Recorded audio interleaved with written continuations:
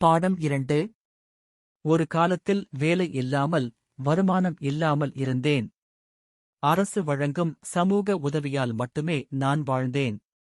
இப்படித்தான் எனக்கு தெளிவுபடுத்தும் எண்ணம் வந்தது. இது கடினமான நிதி சூழ்நிலையில் இருந்து வெளியேறவும் வேலை பெறவும் என்னை அனுமதிக்கும். கர்ண பிசாசினி தேவியின் சித்தியைச் செய்வது சாதாரணமான ஒன்றல்ல, குறிப்பாக சரியான வழிகாட்டுதல் அல்லது தயாரிப்பு இல்லாமல் மேற்கொள்ளப்பட்டால் ஆன்மீக நடைமுறைகள் ஆபத்துக்களை ஏற்படுத்தும் என்பதை கவனத்தில் கொள்ள வேண்டும். எனது ஆன்மீக வழிகாட்டியின் ஆலோசனையும் ஒப்புதலும் இந்த நடைமுறையை நான் சரியானதாகவும் பாதுகாப்பாகவும் அணுகுவதை உறுதி செய்வதற்கான ஒரு புத்திசாலித்தனமான படியாக தோன்றியது. கர்ண பிசாசினியின் சாதனாவை செய்ய அன்னை காளியிடம் அங்கீகாரம் பெறுவது என்பது பல வருடங்கள் வழிபாட்டிற்குப் பிறகு அவளுடைய ஆசீர்வாதத்தை பெறுவதாகும். அனுமதி பெறுவதற்கு தேவைப்படும் ஒரே நிபந்தனை யாருக்கும் தீங்கு விளைவிக்கக் கூடாது என்பதுதான். உங்கள் நடத்தை, உங்கள் குணாதிசயம் மற்றும் குறிப்பாக உங்கள் கடந்த காலத்தின் முத்திரையான உங்கள் கர்மாவைப் பொறுத்து அவர் உங்களுக்கு ஒப்புதல் அளிப்பார். ஏன் இப்படி ஒரு சோதனை? ஏனென்றால் கர்ண பிசாசினி தேவியால் மற்றவர்களுக்கு தீங்கு செய்வது எளிது. எனவே கர்ண பிசாசினியின் சக்தியால் மக்களுக்கு தீங்கு விளைவிக்க மாட்டார் என்று உறுதியாக நம்பும் நபர்களை மட்டுமே அன்னை காளி அனுமதிப்பார். நான் இந்த தேவியின் சக்தியை பயன்படுத்தி யாருக்காவது ஒரு பிரச்சனையை தீர்க்க வேண்டுமென்றால் நான் எப்போதும் அன்னை கர்ணா பிசாசினியிடம் அனுமதி கேட்பேன்.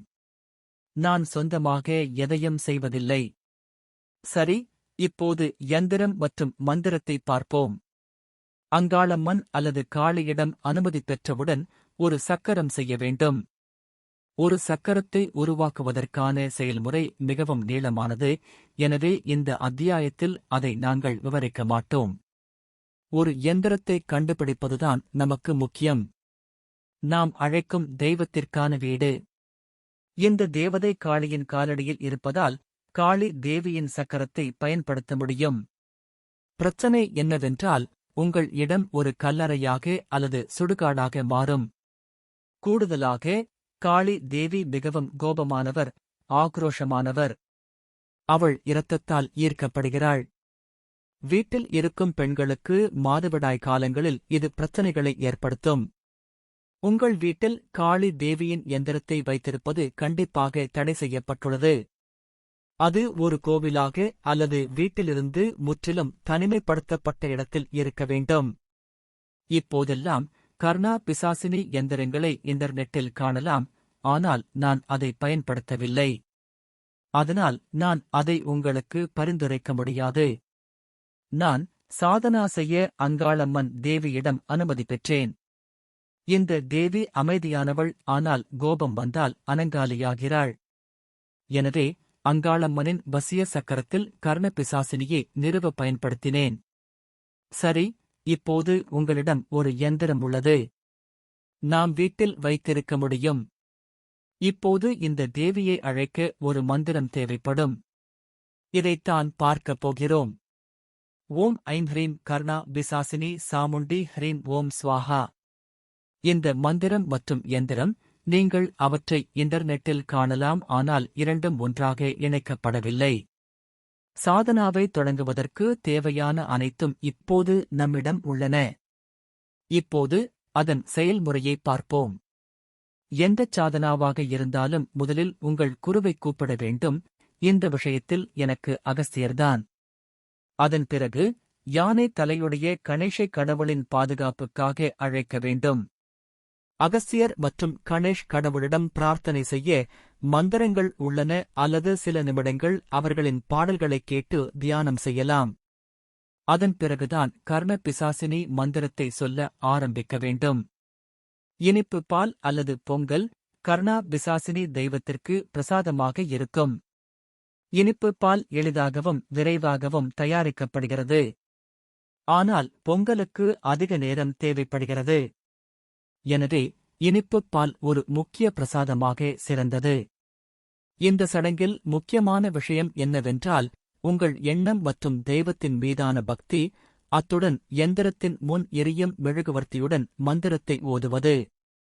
இந்த ஆன்மீக பயிற்சி எவ்வளவு காலம் நீடிக்கும்? கர்ணா பிசாசினி சாதனா 21 நாட்கள் நீடிக்கும். ஒவ்வொரு நாளும் 108 முறை மந்திரத்தை உச்சரிக்க வேண்டும். முதல் மற்றும் கடைசி நாட்களில் பிரசாதம் வழங்கப்படலாம். நீங்கள் விரும்பினால் மற்றும் வலிமை இருந்தால் நீங்கள் காலையில் விரதம் இருக்கலாம். ஆனால் இது கட்டாயமில்லை. தனிப்பட்ட முறையில் நான் அதைச் செய்யவில்லை. நான் வாலிப வயதில் இருந்தே அங்காளம்மன் ஆவாகனம் செய்யப்பட்ட கோவிலில் இருந்தேன் என்பதை அறிந்து கொள்ளுங்கள்.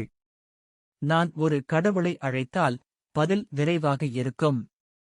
என் பங்கிற்கு முதல் நாள் காலையில் கர்ண பிசாசினி மந்திரத்தை 324 முறை உச்சரித்தேன். மாலையில் நான் சமையலறையில் என் பார் ஸ்டூலில் அமர்ந்திருந்தேன். என் கண்களில் ஒரு பெண்ணின் 2 கால்கள் தோன்றின. இந்த பாதங்கள் ஒரு தெய்வத்தின் பாதங்கள், அவை தாய் கர்ண பிசாசினி என்பதை நான் உடனடியாக புரிந்து கொண்டேன். அடுத்த நாட்களில் 20 நாட்களுக்கு 108 முறை மட்டுமே மந்திரத்தை உச்சரித்தேன். எனது சாதனாவுக்குப் பிறகு 2வது நாள் நான் குளியலறையில் இருந்தேன். காற்று எதுவும் இல்லை என்றாலும் கதவு தானாகவே திறக்கப்பட்டது. ஆனால் நாம் பயப்படக்கூடாது. அன்னை கர்ணன் பிசாசினிதான் நம்மை அதிகமாக நெருங்கி வருகிறார். பிறகு அது நம் உடலுக்குள் நுழைந்து நம்மை ஆட்கொள்ளும்.